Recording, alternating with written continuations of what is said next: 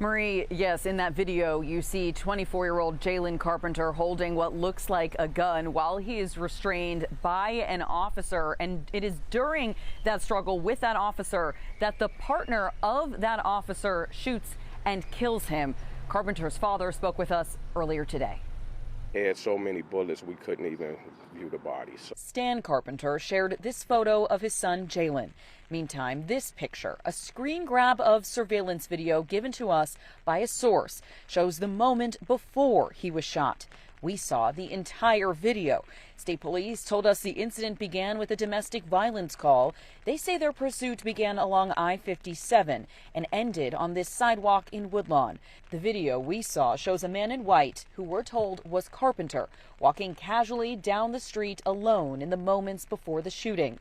He appeared to be holding his phone. State police vehicle then pulls up. Two officers get out, one carrying a flashlight before a struggle begins.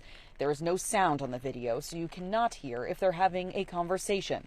As Carpenter is turned around, restrained by one of the officers, you can see him holding what looks like a gun, though it does not appear that he fired it. The second officer gets closer, and moments after this freeze frame, they fire their weapon, witnesses say 4 or 5 times. He has police officers in his family.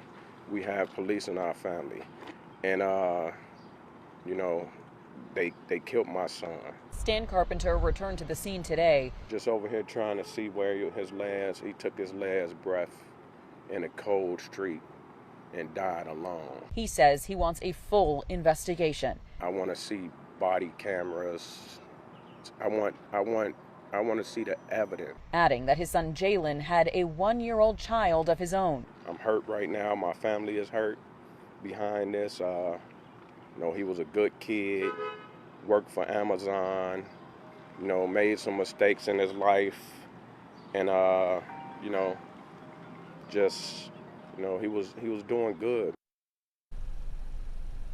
And we do know that Carpenter was out on electronic monitoring after being accused of aggravated assault earlier this year. That trial has not happened. He had not been convicted of that crime at the time of this shooting. And we have reached out to Illinois State Police for more answers about this, mainly trying to figure out exactly why the officer felt it necessary to shoot and kill Carpenter on the sidewalk here late last night. We have not gotten any concrete answers from Illinois State Police. They would only tell us that the investigation was ongoing. We're live in Woodlawn. Sabrina Franza, CBS News, Chicago. Marie.